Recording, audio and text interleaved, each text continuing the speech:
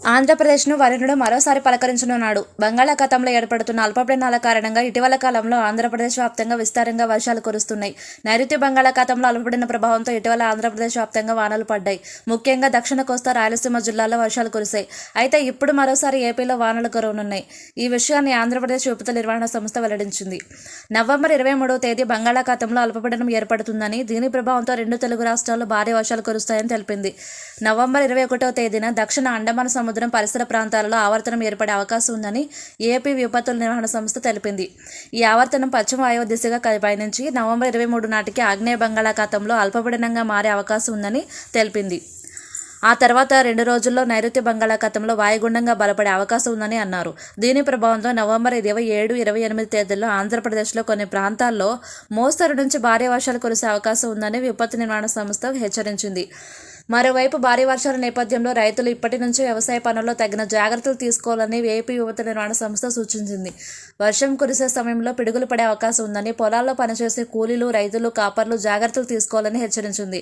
వర్షం పడే సమయంలో చెట్ల కింద ఉండవద్దని ఏపీ విపత్తు నిర్వహణ సంస్థ ఎండీ రోణంకి కురమనాథ్ సూచించారు.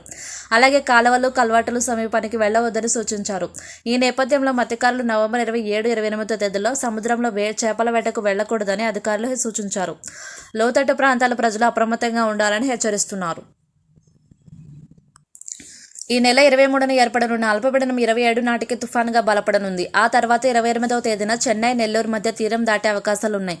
తుఫాను ప్రభావంతో నవంబర్ 24 నుంచి రాయలసీమ జిల్లాల్లో ముఖ్యంగా తిరుపతి, చిత్తూరులోను, నెల్లూరు, ప్రకాశం జిల్లాలోనూ మోస్తరు వర్షాలు పడనున్నాయి.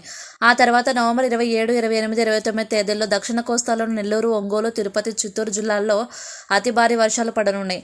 అల్పపీడనం తుఫానుగా బలపడిన తర్వాత తీరం దాటేది చెన్నై, నెల్లూరు మధ్య కావడంతో నెల్లూరు, ఒంగోలు జిల్లాలపై భారీ ప్రభావం ఉంటుంది. అటు చెన్నైలో కూడా ఈ నెల 27 నుంచి 29 వరకు భారీ వర్షాలు పడనున్నాయి.